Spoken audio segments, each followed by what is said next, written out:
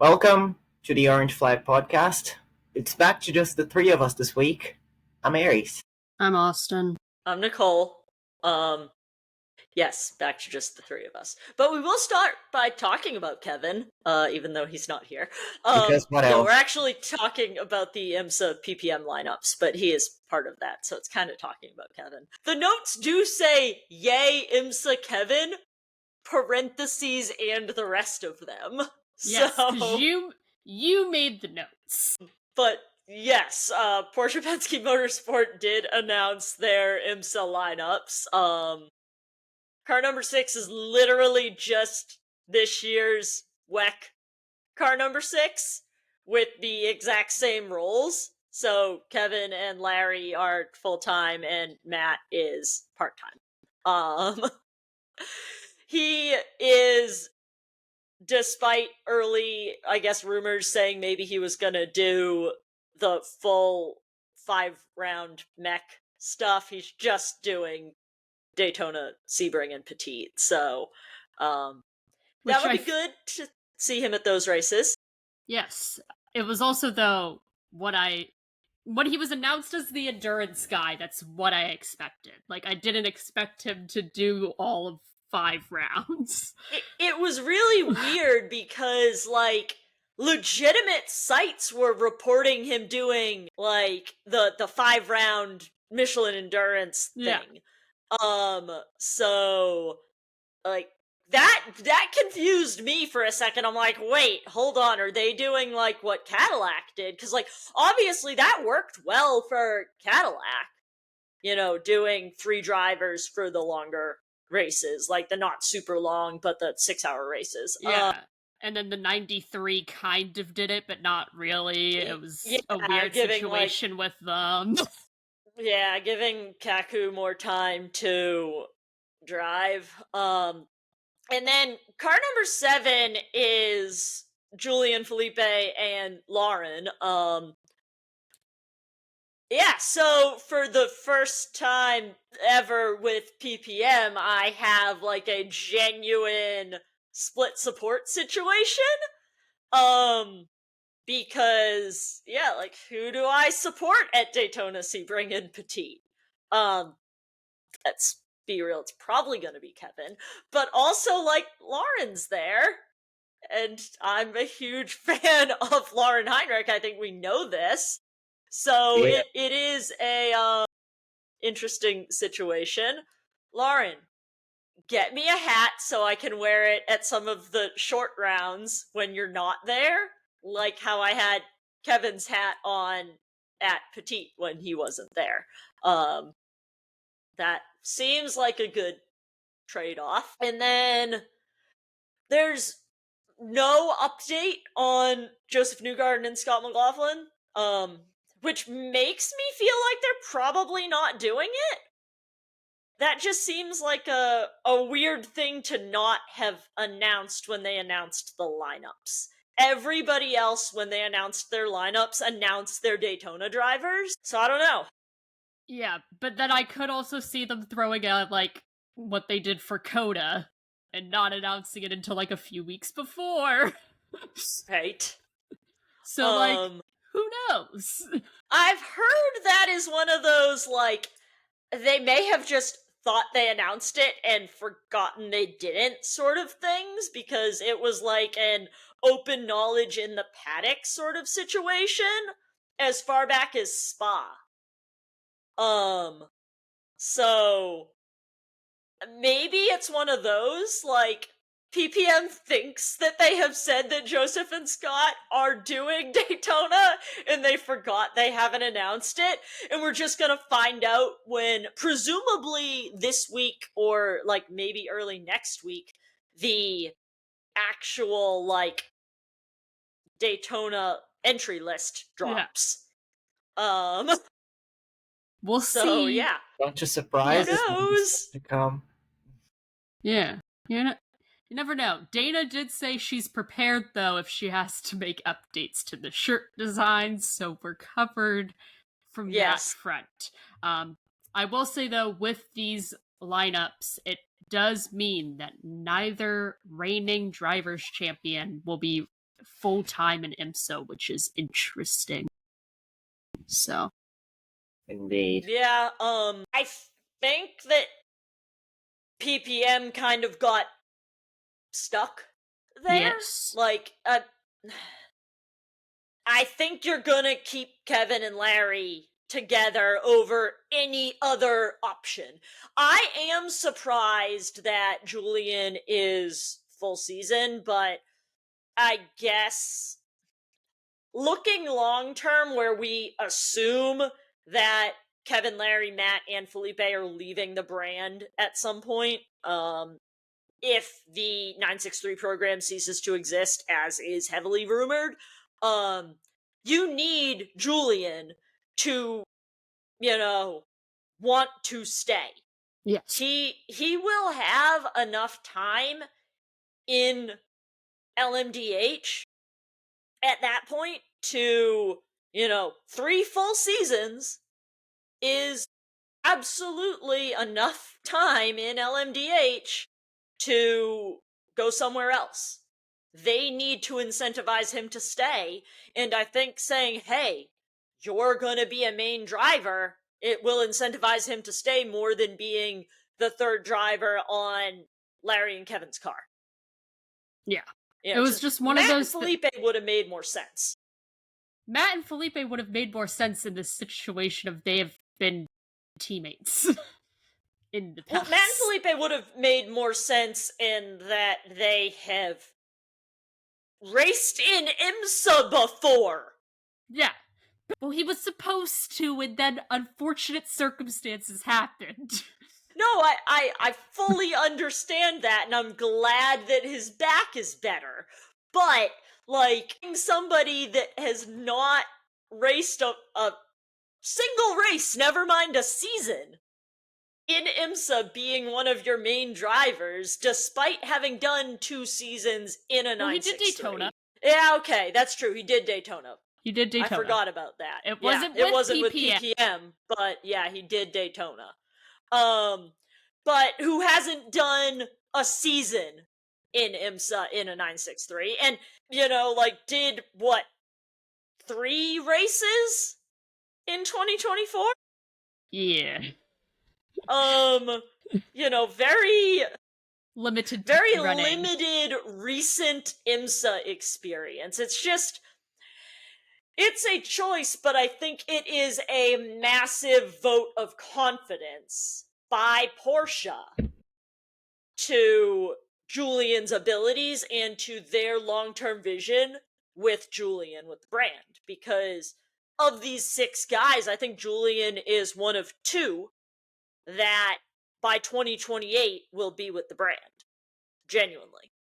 I don't know how soon Kévin, Larry, Matt, and Felipe are leaving, but if the 963 program goes away, that's when they're leaving, and that's what all the rumors are talking about, is this being the end of the road for the 963 program. That's one of the reasons I'm going to all the IMSA races next year, If you want to believe the rumors, Matt and Felipe are both gone next year.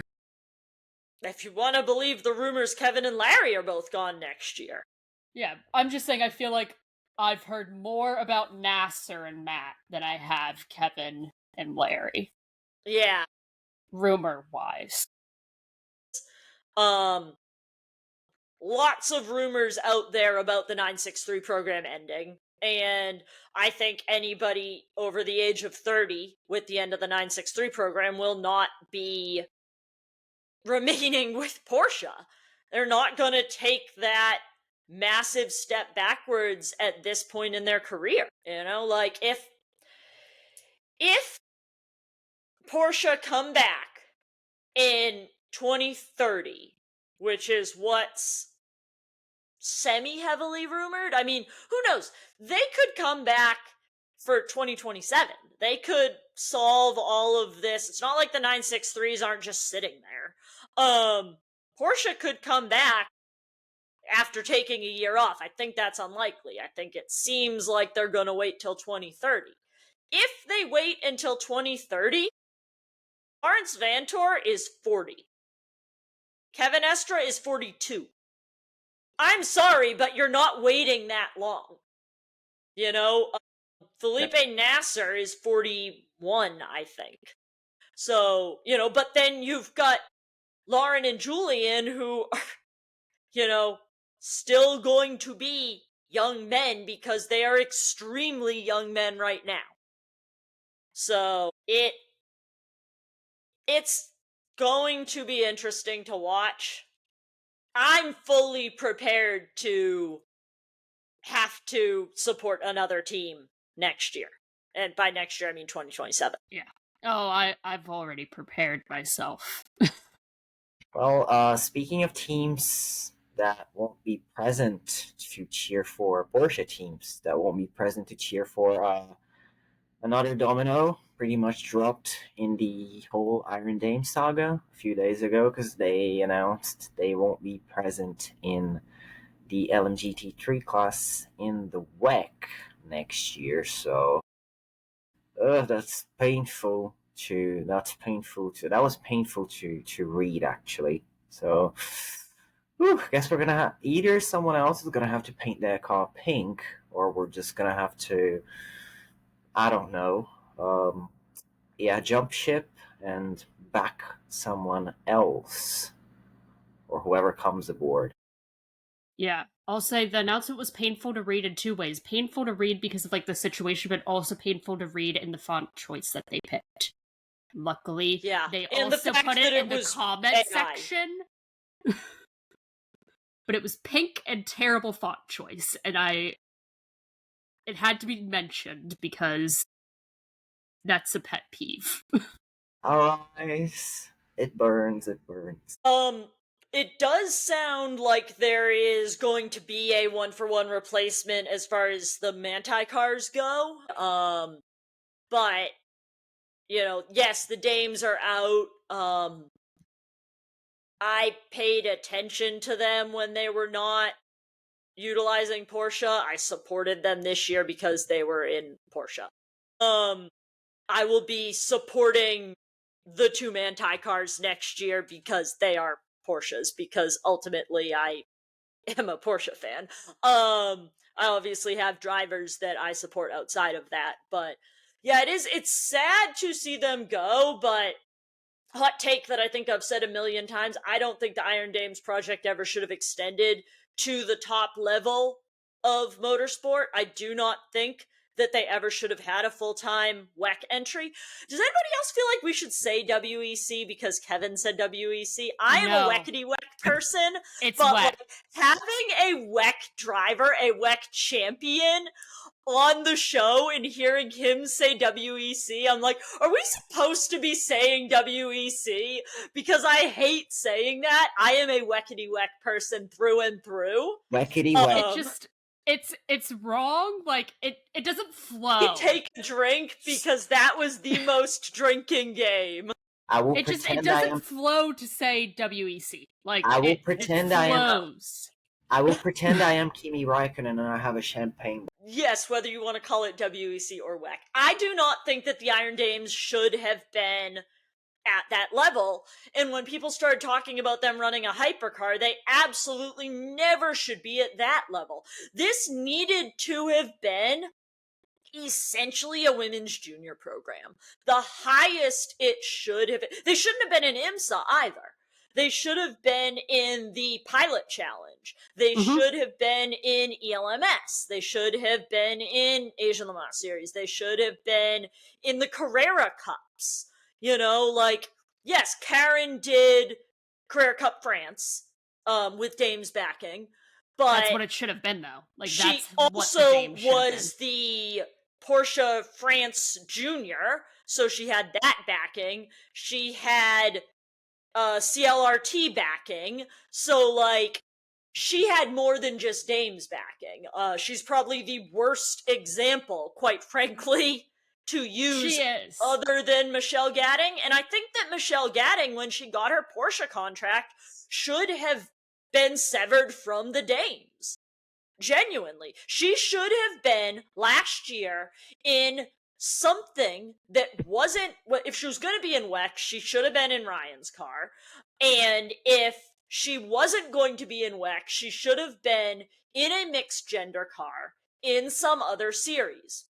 There is no reason for a Porsche contracted driver to be in a feeder team. That is a junior series. That is a feeder team. It is a development program. There is no reason for someone who was on the same level as Chan Guven, as Lauren Heinrich last year. They were all contracted drivers, along with Michelle Gadding. There was no reason for them, for her to be still involved with the Iron Dames, because they shouldn't have been in WEC. And I know that's like a really unpopular opinion, but it's one that I am really passionate about, because I think they ruined their ability to pave a way into motorsports for young women by focusing everything on the top end. WEC LMGT3 is outrageously expensive. That's probably what sunk Deborah Mayer. Yeah. It feels like we lost the plot of like what it was created for, and it almost feels like it started doing the opposite of what it was created for. It actually started hindering female drivers in a way, to where it was, we have this car, so we're just gonna put you here. Yep. Yeah. You're a female driver, you get to go to the Iron Dames instead of being considered for other things. You know? It's wrong. And nothing has been announced about Prema's IndyCar team. That's obviously got the same financial backing as the Iron Dames program. So I don't know if they're gone or not. You know, if it's this dire that it doesn't seem like the Iron Dames are doing anything, is Prema's IndyCar program going to exist? Obviously, Prema's like F3 and F2 teams are primarily funded through academies, through Formula One academies. So they don't really need funding. The IndyCar team is fully funded by Deborah. So, you know, it'll be interesting to see. Yeah, that's it's why I was gonna say, at what point does even the Dames doing ELMS starts to look like out of reach as well? Because like I'd say we it were already just, is. yeah, because we're not even hearing that from them, and like doing ELMS should be like way less expensive than doing WEC, because, well, newsflash, it's all in one continent. If I were them, like, boom, waved the magic wand, I'm Deborah Mayer, create a spot separate to the select drivers, separate to the national junior programs, for a female driver in each of the Carrera Cups. So, like, yes, Karen was literally the France junior for Porsche last year, but have an Iron Dames driver in each of the Carrera Cups. You know, you can go to Carrera Cup directly from senior karting. It's a bit of a jump. You probably should do a little bit of single seater first, but they can use their karting development program to prepare girls and get them into all of the Carrera Cups as an actual. This is what I thought they were going to do when they started this partnership with Porsche, was to become a Porsche Junior program for women, to give them the same opportunities that the Porsche Juniors get at the same age range as the Porsche Juniors, because, you know, you've got pretty young guys. I mean, I think the oldest guy going out for the junior program was still in his early 20s. So, but then you've got, you know, girls in the Dames program that are significantly older than that. I mean, like, Michelle was doing the same development stuff that Goretti was, and he was the junior.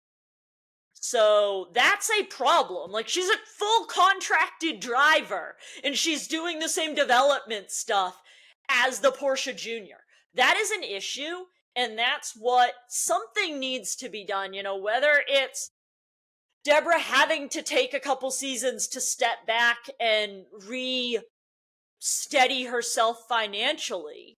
Porsche's doing that, so Deborah can too. And then creating a true junior program.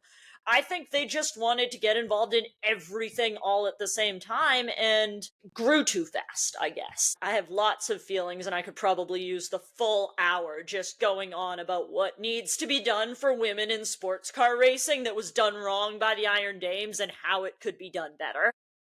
I feel like I could go on a whole rant about the Iron Dames and F1 Academy. Like, those two situations of how they've handled things and how they've done it poorly. I will say, the Iron Dames have done leaps and bounds better than F1 Academy. Yes. They at least have a path, as seen with Michelle, a path to the top. F1 Academy, everybody gets dropped as soon as their 2 years is up. It was like playing bingo last week when, everybody, as soon as the championship was over, as soon as Dory won, it's like, oh, everybody's getting dropped. There it is, there it is, there it is. And it's not just like they're not continuing on in F1 Academy because they've timed out, they've done their 2 years. They're getting dropped from the Formula One Academy programs that they are part of. So it's just lip service at this point, F1 Academy. They're forced, all 10 teams are forced to support a driver in F1 Academy. All of those girls, with the exception of Maya, were not part of an academy, of a driver development program prior to F1 Academy. Maya was an FDA person prior to F1 Academy. Literally the two Ferrari girls, because there are two technically. Just one doesn't run a second Ferrari car, right. They couldn't. But besides that, and then when Abby was in the series, Abby Poling was Alpine before F1 Academy. Besides that, it's been, you've gotten picked up by your F1 team through F1 Academy and then dropped right after, pretty much. Is Alpine still supporting Abby in GB3? They chose to, mutually sever ties. Yeah. So, she came to agreement with them to no longer continue that, and then her F1 Academy, team, Rodin, continued to support. Right, I knew that. I knew she was with Rodin in GB3. I just wasn't sure if there was any involvement from an F1 Academy anymore. No, but that was a mutual decision from both of them. Yeah. To, not continue that agreement. Yeah, Alpine's Driver Academy isn't really one I would want to be in anyways, so that is a good move, girl. Yeah. It used to seem good and then not anymore. Yeah. It is a mess and not, I think, anywhere that anybody wants to be. And then we kind of talked about the rumors already, but some of these rumors just genuinely don't make sense. The same way, like I said, that I don't think that Kévin and Larry are going to be around for that much longer if Porsche doesn't reinstate their WEC program for 2027. If you want a drinking game, go listen to last week's episode and see how many times Kévin brings up the World Endurance Championship. Oh. That guy has one thing on his mind, and it is freaking winning Le Mans. He will not be with a team that does not allow him that race. He obviously didn't say that. That's me saying what I think. But same thing with Larry. I don't Larry's think made it flat out like, obvious himself has said it, so. Yeah, he basically said it on his podcast that he is going to, do what he has to do to race at Le Mans in the future. I don't think in that same way that Matt Campbell will be at a brand without an IMSA program.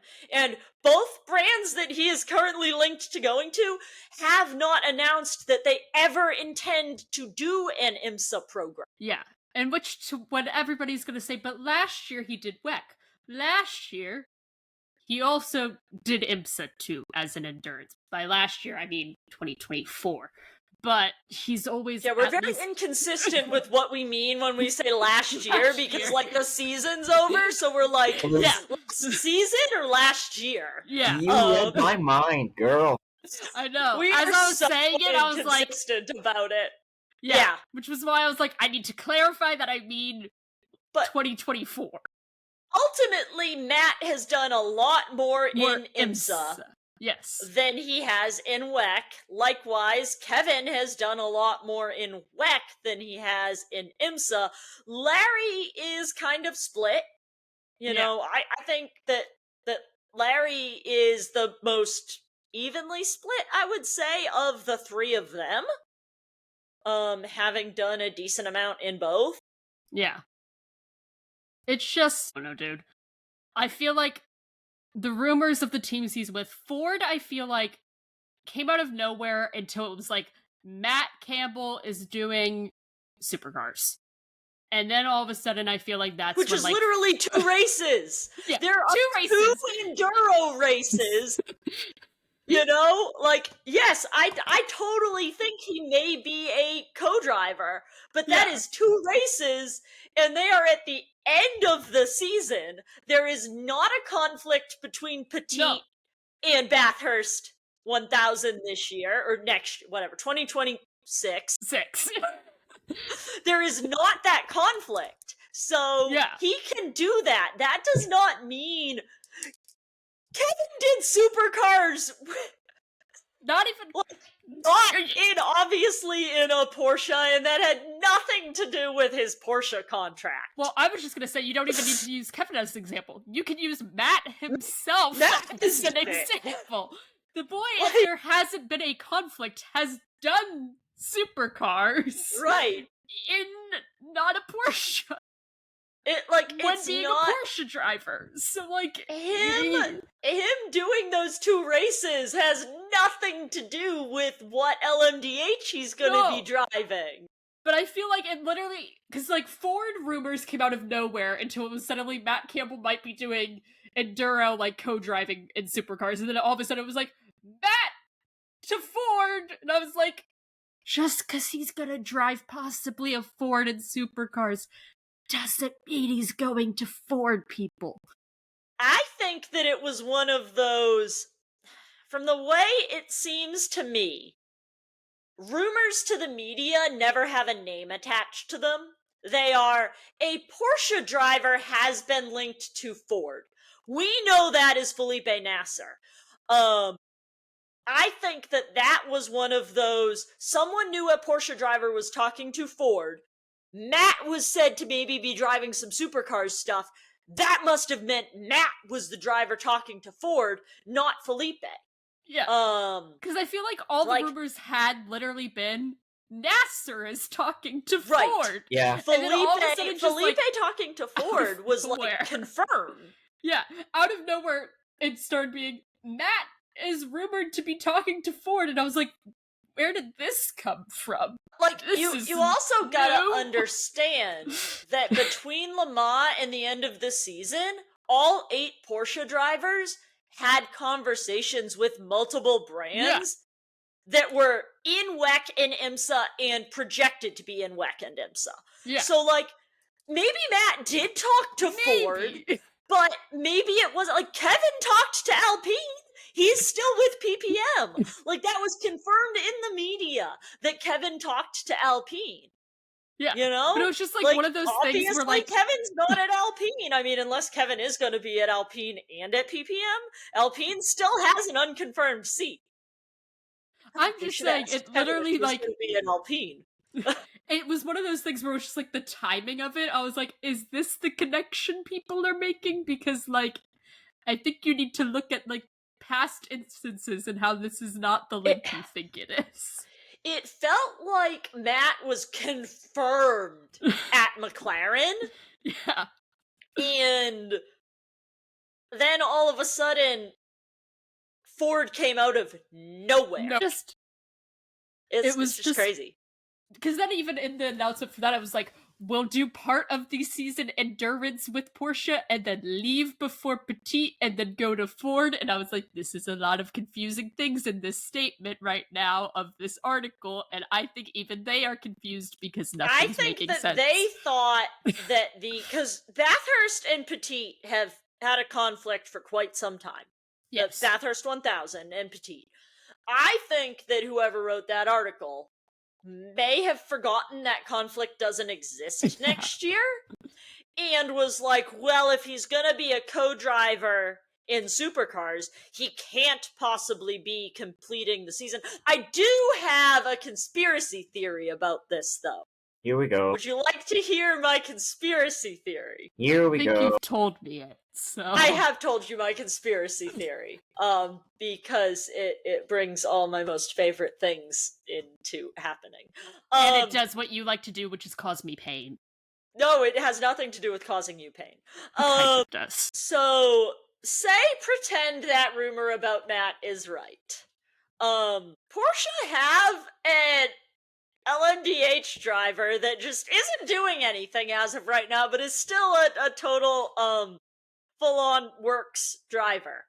And I would just like to point out that, in fact, October is a fantastic month to run a pink liveried car, because it's, like, breast cancer awareness and all of that stuff. And Petit Le Mans is in October. And, if for some reason Matt Campbell is unavailable to race as the third driver in car number 6, let's get the 2018 Pink Pig back together and stick Michael Christensen in that car with Kevin and Larry and run a Pink Pig 963 for October. If that is the last race that the 963 is gonna do, you have to go out with historic liveries. And if you can put 3 guys who have a class win at Le Mans in a historic livery back in the car together and slap that livery on their car, you gotta do it. You know what you then gotta do for the 7? Theory. You gotta put Nick Tandy's livery for his car on that, so when he's driving Rexy around, he just sees his car. Fortunately, Nick's livery is the most boring thing in the universe, and doesn't make sense to do on... No. His 2015 livery doesn't make sense to do on the 7, because the 7 has... I think they do what they did in 2018, and I think they run Pink Pig and Rothmans. Yeah. I'm down I for was it. just saying more so for the bit. Imagine the 963's swan song as a car, as a program, being those 2 liveries at Petit. I think it's fantastic. Yeah. A 963 in a Rotman's livery. Yes. Yeah. But I was just more so saying it for the bit, because we like the bit. It would be a good bit. Yeah. Well, it would be, but it's never a bad time to go retro. Absolutely. No. And Porsche hasn't done it with the 963. Like, they did their let's do a tribute to everything thing in 2023 at Le Mans, but that they haven't done any tribute liveries. Like, true tribute liveries on the 963. Yeah. They have run what they've run. A 2023 thing was... It's like, oh yeah, let's do a Franken color scheme and call it a tribute or something. It was pretty, but yeah, it was a choice. It was so niche, right? Like, for you to understand why the cars that they picked, like why the colors they picked were on the car, you had to have such a deep knowledge of historic Porsche liveries and historic Porsche race cars to understand why the colors were on the car. Like, to the average person, it just looked like a pretty colorful car. Yeah. Rainbow. If you're It literally gonna just go, looked like a rainbow. if you're gonna go retro, go retro.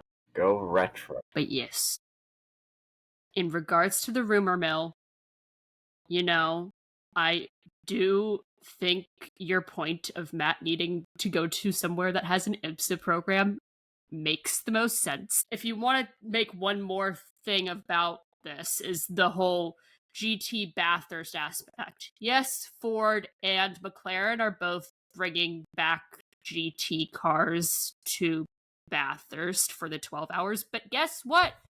Genesis announced that they're going to eventually have a GT program too. So that could become a possibility. Yeah, So they hard launched a GT program. Yeah. They didn't like, hey, we might. They're like, this is our car that is going to be our GT race car. Yes. They So hard launched a GT program. You can't even use the fact of like, well, Ford and McLaren have said they're going to be doing Bathurst and GT because, hey, Genesis has also pretty much made it clear they're going to have a GT program. So yeah, and if they have a driver that wants to do Bathurst, throw the car in the race. Exactly. Hey, it's more running time, so it's more. Hey, they're gonna have more available data as well. So, if anything, it's valid. Yeah. Right. Yeah. And it's not like they don't have other drivers on their lineup right now that have done Bathurst before. Just saying. Thanks, Andre, for telling us Genesis's entire lineup before it Yeah. got announced, by the way. That was like, okay, 100% an accident with like, I'm just out for my birthday dinner with the entire team. Post this photo. The one person very clearly looking at the camera, Matthew Jaminet, got very lucky that Alpine had released their announcement about PLC that morning. Or else it would have been very awkward. Yeah, because like Andre literally said like team birthday dinner or birthday dinner with the team. Like it was very clear also that Jam and PLC were on the team. Even if it didn't say that, if you zoomed in, PLC's wearing a Genesis shirt.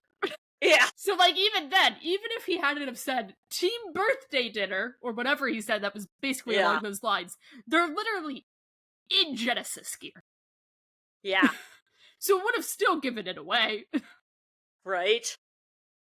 But now we get to my grand plans for 2027 for Genesis.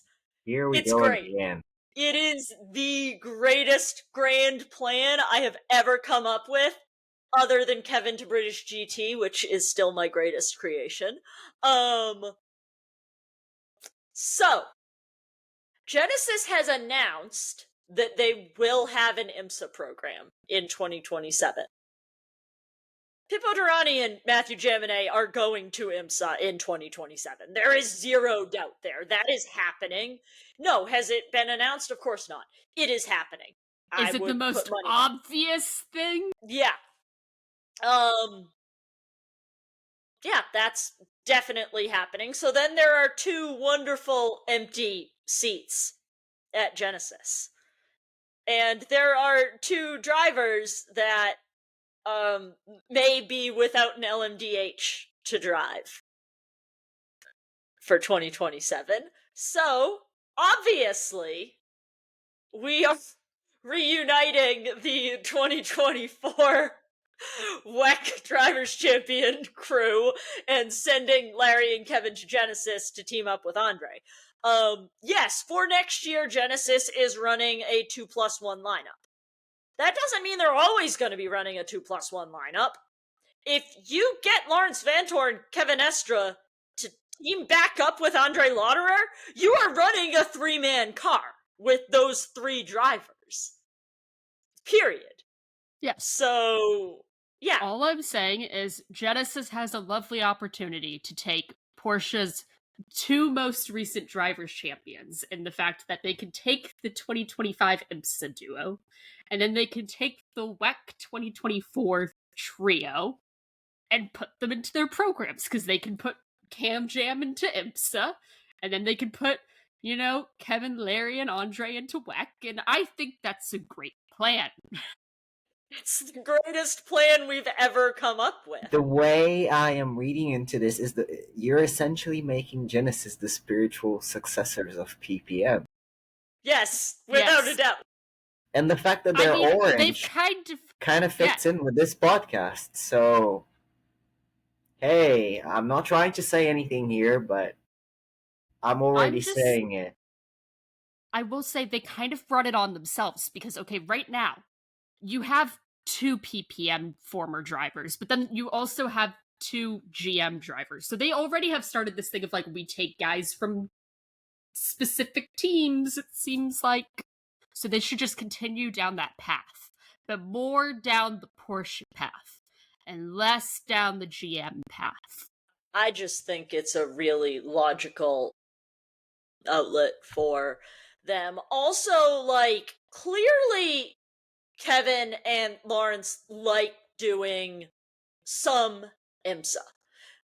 I don't know that either of them would have chosen next year's program had WEC been on the table, but they both don't dislike doing IMSA. They both speak incredibly highly of racing in the US, of the US in general. So being at the only new program to have both, you want to get the duo back together, but why not get Cam Jam and Kevin back together? You can do that. We can do that too. I'm just saying, though, when Matt and Jam were both asked when, like, the 963 program started what they wanted to do, it was be teammates together in IMSA. So, Genesis, you can continue that. We have just accepted that the 963 program is dead. Like, we aren't even saying if the 963 program dies anymore. It's just like, so for 2027, we need to stick Matt and Kevin somewhere else. And we've really, really decided, like, Genesis is a good idea. Really, I mean, sending Pippo and Jam to IMSA is an absolute no-brainer. Like, having them be the 2 anchors of the cars when that program launches, absolute no-brainer. It always kind of seemed like from the get-go of when Genesis picked Pippo and Andre that, like, how it was, at least in my mindset, was Andre's gonna be the WEC guy, and Pippo's gonna be the IMSA guy eventually once that program starts. But we get him now so that we have. We may have even said that when this program launched, honestly. And then when Jam got signed, I was like, okay, they're, like, really trying to be like, we have for our IMSA car, like, guys set for that. Yes. Yep. Like, that's very much so the vibe that it just got when the guys they picked were the guys that they picked. Without a doubt. And my Larry and Kevin plan, Danny and Mathis will be able to have full-time seats in the other car, the non-PPM car. There are also guys that, like, when the GT program becomes a thing, I wouldn't be surprised too if they end up absolutely in that, especially Danny, and that's just because of his time as a GT guy of all of his and GT. Then Kevin and Larry are absolutely guys you want. If you are going to have a real GT program, it has to include the Nürburgring. And if you're going to launch a car to race at the Nürburgring, do you not want the, in my opinion, King of the Ring as one of your guys on that car? Get Kevin. Like, You bring the car. Yes, I mean, are we recreating Porsche at Genesis? Absolutely. I cannot help that Porsche has decided they maybe don't want to compete at the top level of motorsport anymore for a little while. So I need to steal all of the Porsche drivers and stick them all on one team together. I can't And Genesis also. has decided to be that team because they currently have two of the PPM 963 drivers. I can't help that, like, Genesis has kind of fueled the fire almost for this by getting multiple PPM drivers. Like, they've kind of done it to themselves, which I guess you could, in a way, use the same argument for Alpine because they have two former Porsche guys. One is an FE driver. Yeah, but not two full-time 963 drivers. Exactly. Champion Yes. 963 drivers. Like, very different situation with Alpine. Two Porsche Works drivers? Okay, cool, whatever. Two guys that have championships in a 963? Yeah, I'm sorry, that car is going to be 963-ish. It just is. Like, it will grow to be a little 963-ish. That it will. And I can't help that also the two guys they picked for their PPM drivers just kind of naturally lean in a way for us to be like, send these specific guys to that team for reasons. So. Kevin can get pizza from Andre. Yeah. I will say in this situation, though, Kevin, you still will be, victim to Matt's weird food taste, I guess. So. As we are the, unofficial Porsche podcast, we of course need to talk about the changes to the factory roster. Oh yeah. Lauren Heinrich and Chang Guven were promoted to works drivers. I think that was kind of obvious for both of them. No-brainer. Yeah. I don't think anybody was surprised by that. Alessandro Goretti got a contract. He's, a contracted driver status. I don't think anyone was surprised by that. He was a very successful Porsche Junior. That is just the natural progression. I think the one that surprised people is Dorian Bacalacci. He definitely deserves it. I will always support my French Porsche drivers. Who would have thought? But he was surprising. He was the Porsche Select driver for Porsche Motorsports Asia Pacific. Not a guy that I think caught as much attention from sports car media over the season. I think that him doing Suzuka and him doing Macau were the things that, like, if people were gonna have heard of him, it was those. Yeah. I think for me, this kind of... I started thinking it might happen, especially when he was doing, like, the rookie test and everything, albeit with Proton, but still, when he was getting the chance to drive a 963, I was like, I feel like something might be happening here. Coming. Yeah. It naturally felt like something was going on, because no other select driver was in that situation. Yeah, the name that I feel like is missing off the list is Lokartog. 100%. I don't know if that means he maybe doesn't have long-term ambitions with the brand. I think there was an article that kind of came out in regards to this situation, because very similar to Joel Sturm, of the situation he's in, of, like, the silver gold progression, winning what he won, of the funds he's gonna get because of this award that he got at Night of Champions. He almost doesn't need Yes. He's got enough, it seems, set up on his own that if they want to wait a year, they can wait a year for him. That he kind of said he's in... to me. he's in a situation now where it's like he can look at other avenues if he needs to start going down them. Like, he's kind of in this situation now where it's like, do I stay with Porsche or do I start going a different route because of the situation? I think he'll probably do full season NLS, and I think he is a dark horse for the second land seat in DTM.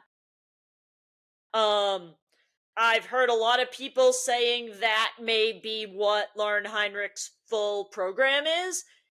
It would make sense. It would be a very logical move for him. I don't know. I mean, that's also assuming that Ricardo Feller is going to Manti and not staying with Land. You know, he was with Land Audi last year, or this year, whatever, 2025. This is going to be a mess for the rest of this month, by the way. Yeah. But, you know, he was with Land Audi, and it feels like it would make sense to keep him, you know, with Land, but it also isn't the most illogical thing for him to go to Manti.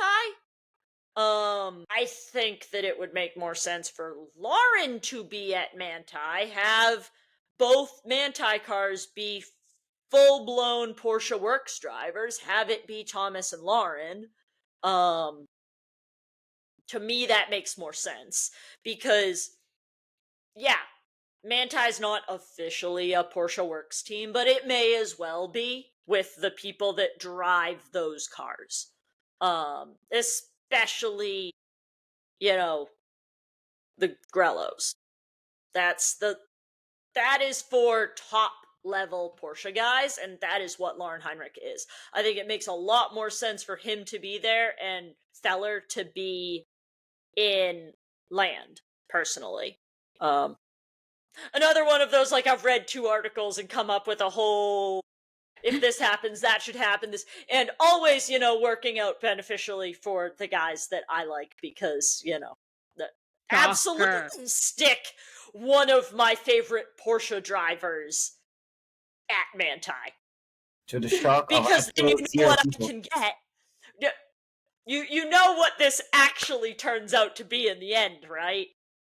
Oh, yeah. This is Thomas, Kévin, and Lauren at the Nürburgring next year. That would be why I want him at Manti, no doubt. It sounds like Chang Guven may be doing WEC, so that's cool. Yeah. Yeah, came up. That came out of nowhere today, at least for me. Yeah.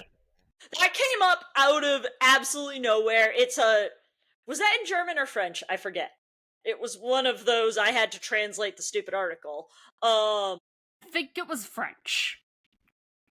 Yeah. I think it was. I can't remember whether it was, but whichever language it was in, it's not an English language article.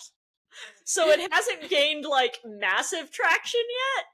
But, yeah, apparently Guven's doing WEC.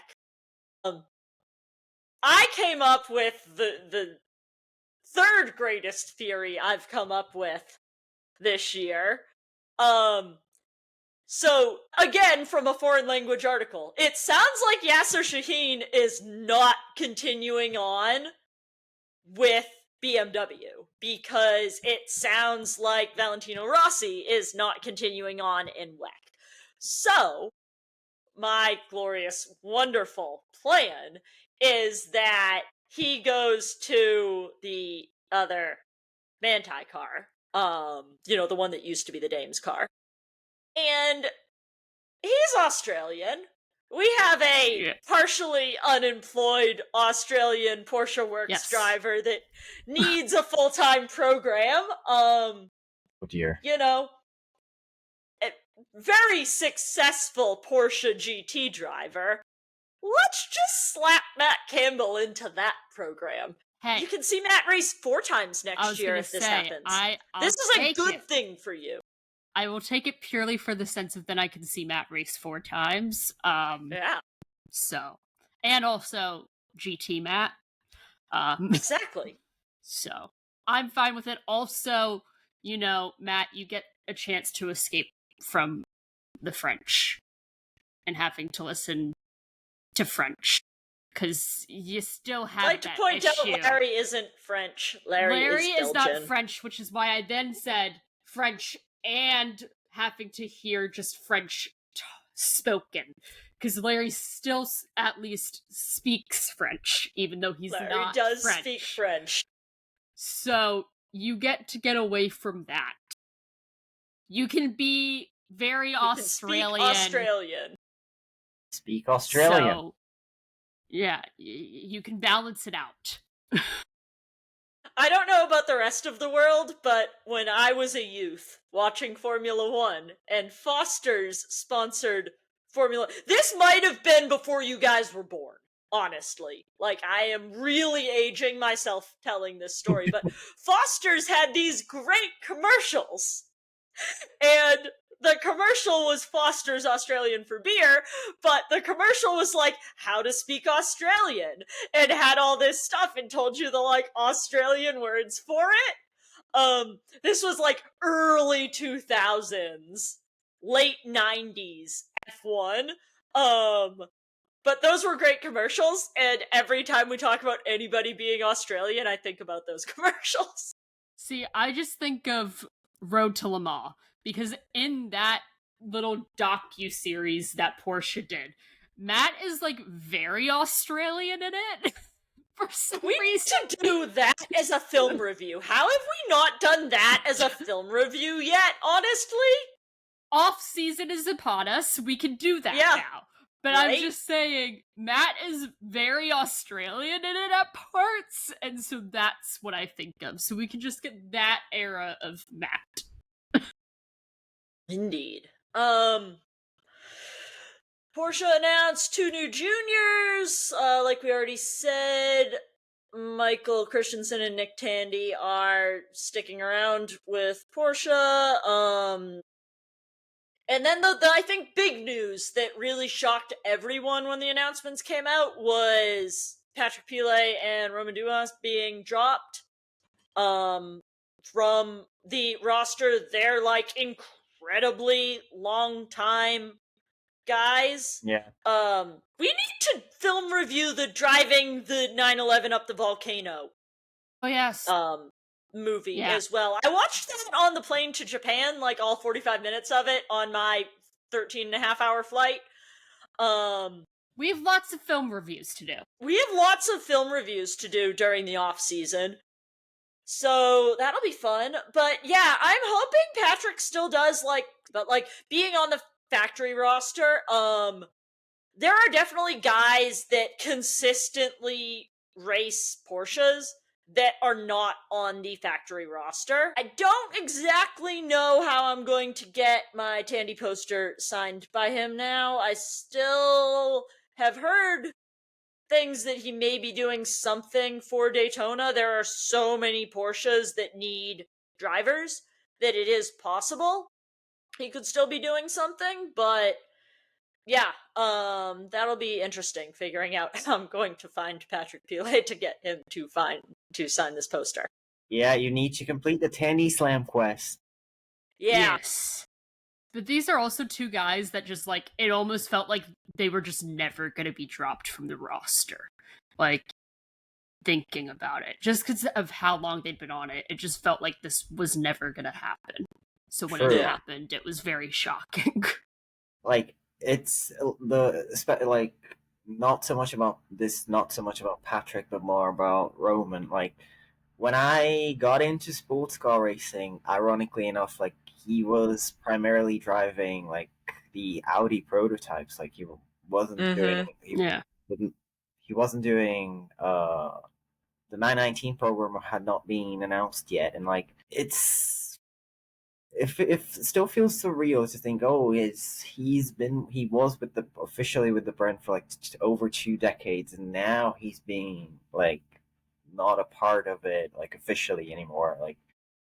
that is a lifetime with a manufacturer, and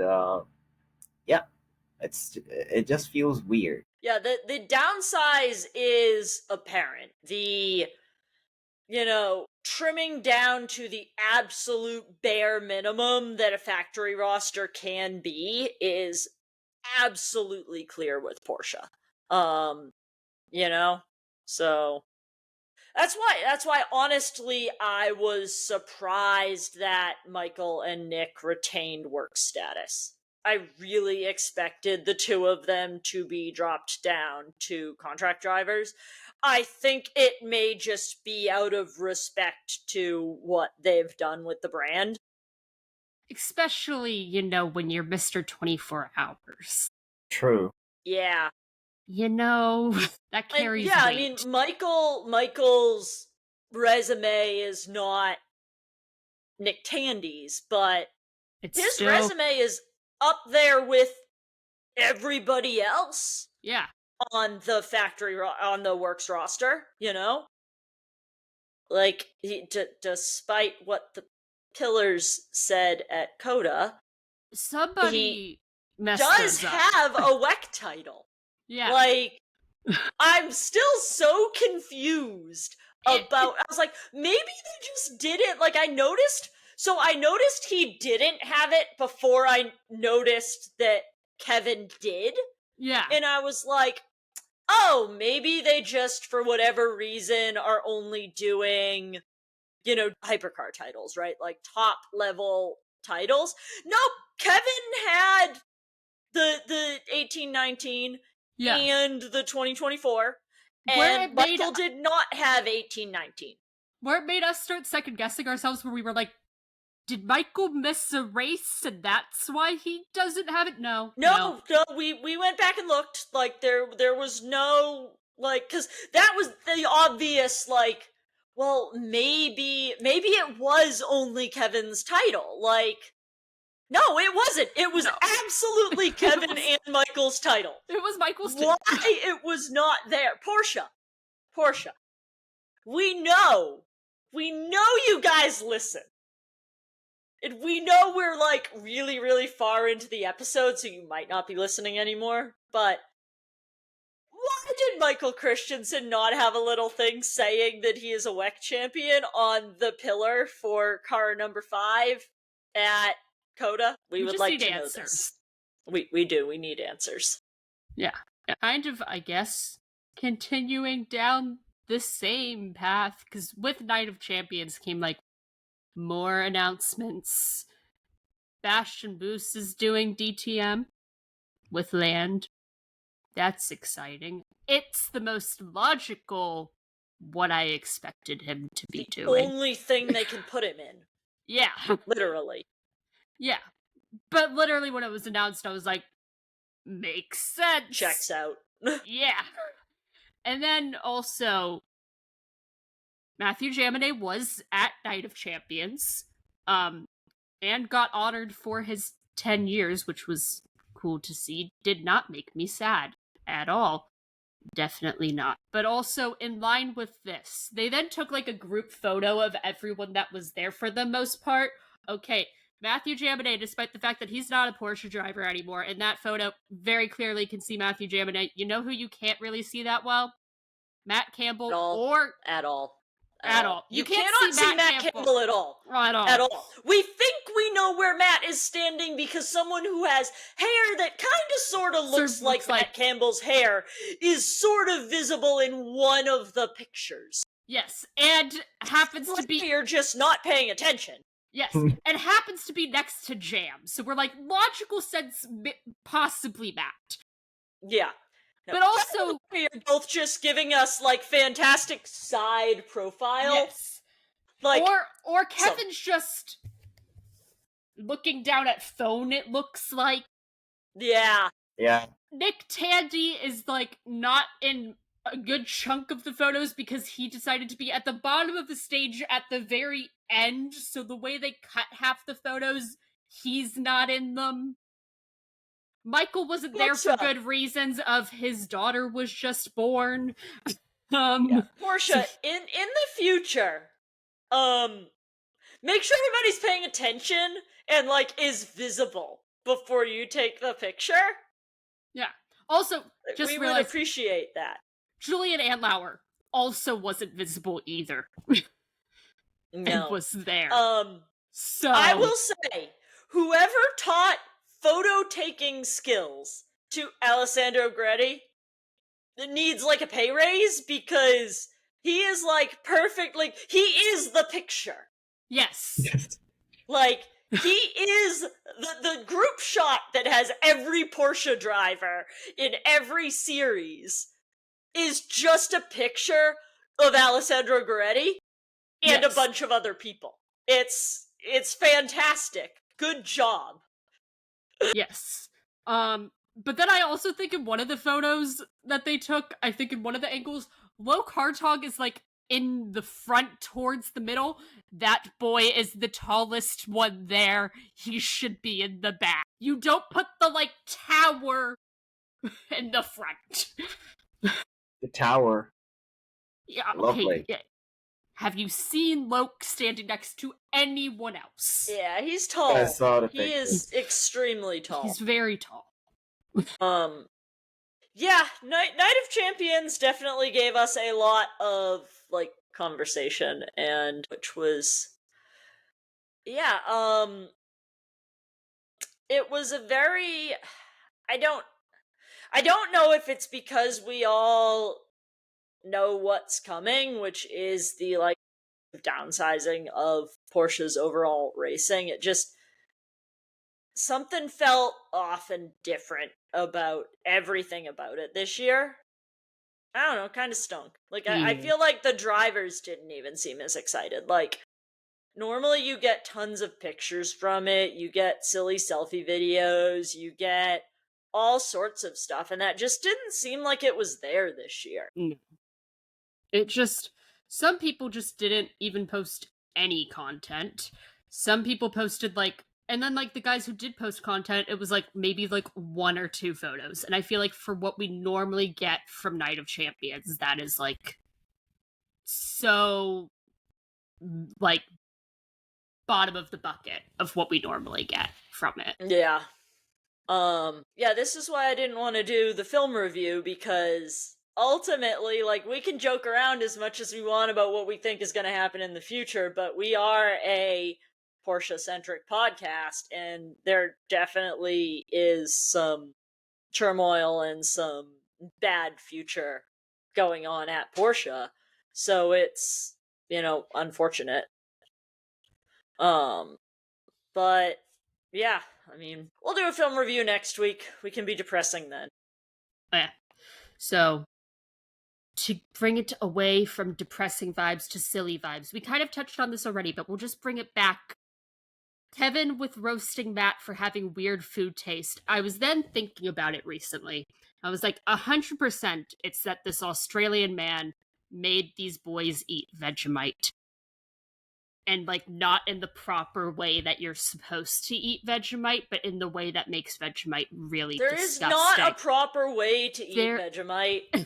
There is. Vegemite has a exceedingly overwhelming flavor that if you like it, but there is not a proper way to hide the flavor of Vegemite. There is a way of that's not just, here's a spoonful of Vegemite, which I think is what Matt did. Give them a spoonful of Vegemite. But even if he made them like something with a very small amount of Vegemite on it, I can see how Kévin would say that is a strange food taste. Yes. Because it is. But I'm saying it did then 100% my brain went to the Australian on the team did make all of these boys eat Vegemite. Without a doubt. Okay. So, Supercars happened this weekend. Very controversial take was the way the playoffs played out, which then had a lot of comparisons to how NASCAR playoffs played out, because once again, you kind of had this conversation around an undeserved champion was crowned champion, in the sense that the guy with 19 poles and 14 wins this season isn't your champion of Supercars, which I would say for me, the most similar comparison when it comes to NASCAR of what you can make is Connor Zilisch and Xfinity, of getting the most wins in the series, not winning the championship. That's your biggest kind of crossover that you can get from this. And again, goes to this overall conversation of, do playoffs have a place in motorsport? And leaning towards, no, they don't, because at the end of the day, your guy that has 19 poles and 14 wins, or 10 wins in the series, creating a bunch of records, should be your champion, most likely, in every situation. And I mean, it's ironic because the whole point of the playoffs in both NASCAR and supercars is to create that quote unquote game 7 moment. And in a full season points series, Formula 1, they have the biggest game 7 moment of any racing series. Like, it's full season points, and it's the absolute biggest game 7 moment. So, yeah, you occasionally end up with a season like IndyCar had, where it's very apparent who is going to be the champion very early on. But sometimes you end up with what we have in F1. And with playoffs, you run the risk of this hollow feeling where, genuinely people forget that Connor Zilisch didn't win the championship this year. Like, unless you are a Jesse Love Jr. fan, you forget that kid won the Xfinity Championship. You really do. Like, the whole season was the Connor Zilisch show. Yeah. I feel like if you're an Xfinity fan, and the people who are remembering it's not Connor that was champion are Connor Zilisch fans, because your driver didn't win the championship, and then Jesse Love Jr. fans, because your driver did win the championship. Besides that, if you're a fan of any of the other guys, really, this was Connor's show. I guess speaking of NASCAR and supercars also, though, Austin Cindric and Jesse Love Jr. got to try their hand in some Aussie cars, so that was pretty cool. It's neat to see that crossover. Like, obviously, you've got the giant names from supercars that have come stateside in SVG and Scotty Mac. But it is really cool to see drivers from over here hopping over there to give it a shot. Yeah. And it was also cool to then see on social media, especially SVG and like Scotty Mac's reactions to how Austin and Jesse were doing in their supercars and Super 2 races, and just throughout the like weekend in general. But cool to kind of get to see them chip in about their experiences, and also apparently how they were talking to the guys too and giving them tips as well. Yeah. I don't like the playoffs in any racing series. I think it's stupid. I think there should be full season points format in every racing series. Yeah, I agree with that. And a tweet, a very skating tweet I saw from someone else, said something along the lines of, well, people think NASCAR is silly for having the playoffs. Supercars is even sillier, to use a very inoffensive word, for copying the NASCAR model, because they didn't need to do that, and look what happened now. So yeah, they basically set themselves up for this, and right. yeah, because last year I think we had like the Red Bull people dominating everything, and people got bored. And then this year, again we had one of the Red Bull guys, I don't know, be in a deserving position to take the title, and then that was kind of taken away from him, and now people can't seem to make their minds up. Yeah. Like I said, I'm a fan of full season points format with no wackiness. Yes, having proportionate points for longer races in endurance racing makes sense. But no silly, let's have Abu Dhabi be double points. Like, you know, I'm not even a supporter of the Indy 500 being double points. I know that's like a really controversial take, but like scoring wise, it should just be another race. Yeah. Allure, the aura of the Indy 500 is not how many points you walk away with. It is carving your name into immortality in racing and getting your name on the Borg Warner Trophy. Like, it's not about how many points you get. No, it's definitely You could about get how many points 0 points for the Indy 500, and they would all still say, I would rather win the Indy 500 than any other race. Same thing with Le Mans. 24 hours of Le Mans could be worth 0 points in the World Endurance Championship, and every driver would still say, I want to win Le Mans as their goal at the beginning of the season. I mean, let's face it. Before the Weckety Weck came along in 2012, it kind of was worth 0 points for a long time. Yep. Absolutely. Sorry, you saying Weckety Weck got me. We are Team Weckety Weck. Yeah. Yeah. Because there were only 3 hosts this time, and we don't have, a full-time guest who apparently thinks WEC is the right thing to say. Sorry, not sorry, Kevin. There's also just, like, some drivers just go back and forth, and in, like, some interviews they say WEC, and then in some they say WEC, and it's just like, pick one. He said WEC once, and then immediately corrected himself to WEC, and said WEC the whole rest of the time. Like, he also corrected how he said France to be France. He did. Yeah. That was hilarious. I was talking to one of my French friends about it, and she was like, well, yeah, he has to say it correctly. I'm like, but he almost said it our way. Which I think, again, is the, the Charles Leclerc thing. If you're speaking English, you end up saying things the English way. Oh, yeah. Like, which is funny to me. But, yeah, I mean, or he knows that we do the France thing, and, like, he knew that was a bit. The problem is, it felt like he knew all of our bits, which was very unnerving. Yes. Yeah, I did not like it. Yes, now we're gonna do the Kévin episode debrief. If you're still here. This is apparently just a very long episode. Yeah, it was very unnerving how many of our bits he knew. Yeah, I didn't like it. Like, it was very unsettling.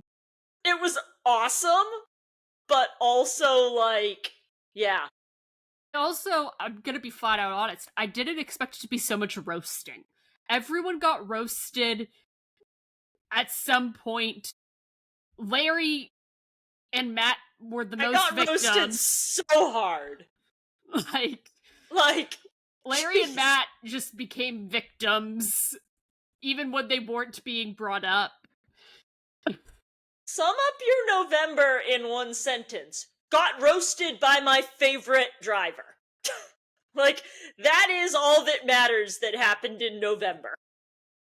Got roasted for being Canadian. And for being American, because apparently that means we don't know coffee. I was telling my boss, so, like, as I said, I'm very into coffee.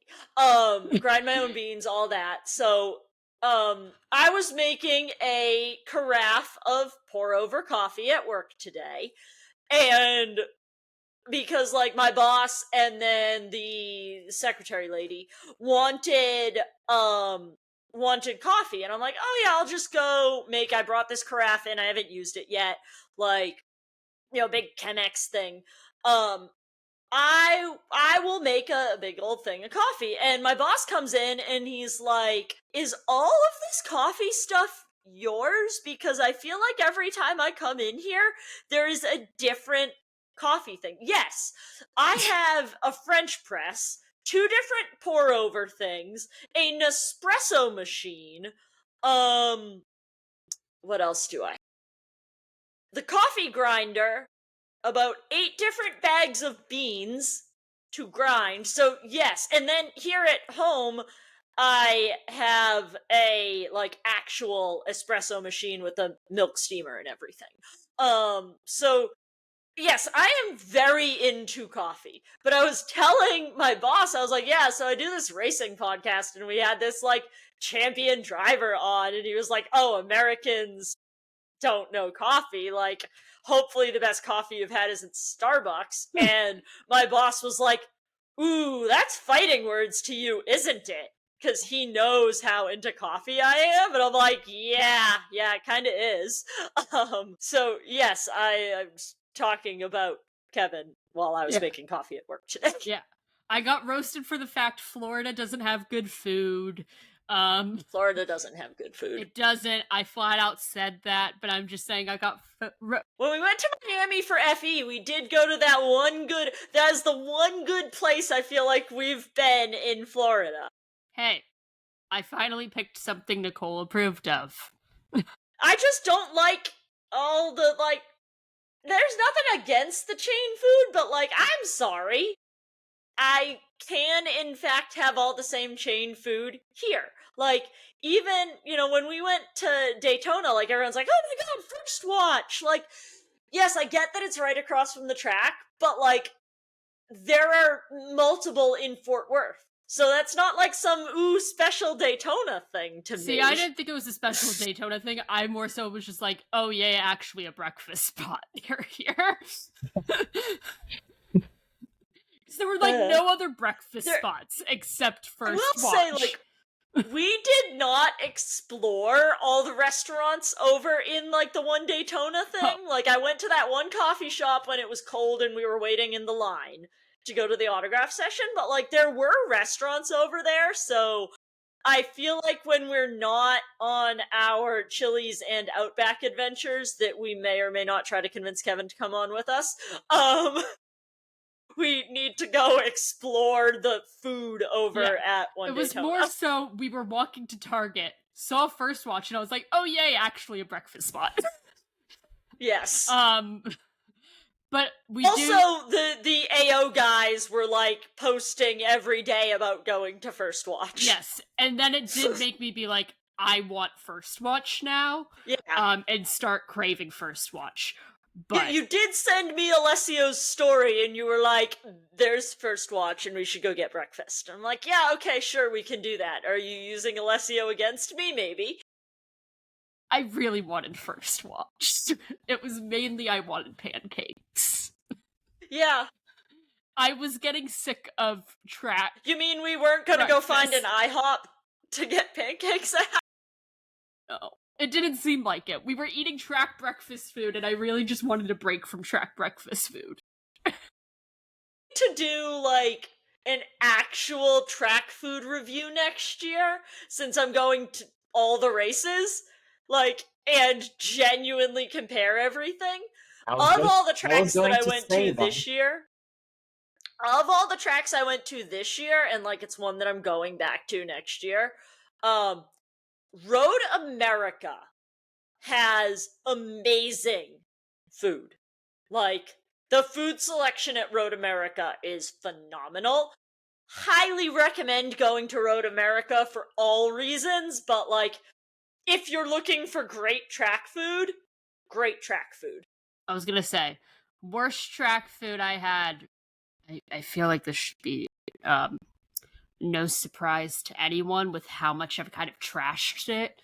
Sebring. Yeah, we'll see what Sebring's like. Actually, no, next year. Worst track food was when we went to Formula E, because there was like nothing. Yeah. There was there was that one chicken fingers stand where the ketchup exploded on everyone. Yes. What? So actually, Effie, Sebring, yes, because it was literally. I feel like Homestead Miami probably has good food. It just wasn't open. Yes. They had one food truck. Like, I don't think that's an indictment on Homestead Miami. No. I think that's an indictment on Formula E. That's why I said Formula E and not Homestead Miami. Yeah. But then Sebring, for what I went for GT World Challenge. It was one stand, and they sold out of food before the weekend was over. I mean, Formula One did that too, so. Yes. But then for, like, IMSA, it was carnival food stands, and then the Chick-fil-A truck that only had one thing. So Was those it the were... same? Was it the same one thing that they had at Petite? Yes. Chicken sandwich. Yeah, and then a lemonade bottle that was, like, this big. Yes, we will absolutely have to do Nicole's track food review extravaganza next year as I journey my way to all the IMSA races, because again, don't try to manifest your favorite drivers doing IMSA by saying, yeah, if the dream lineup that I want to happen happens, I will go to all the races, and tell the two drivers that, because then you'll end up guilting yourself into going to all the races, which is what I did. Because I stupidly told Kevin and Larry that if they were in fact teammates in the 6, that I would go to all the races. And I feel like I can't lie to Lawrence Vantor and Kevin Estra. That seems wrong of me. But yes, the shortest off-season ever is over. Formula E is back for the beginning of next year, as of the end of this week. So, yay, no off-season. We love that. We do. Thanks for listening. You can find us on Twitter, TikTok, Instagram, and YouTube at Orange Flag Pod. On Twitter, Nicole is at Nicole and Racing, Austin is at Henry Claren, and Aries is at Aries_Alpenglow.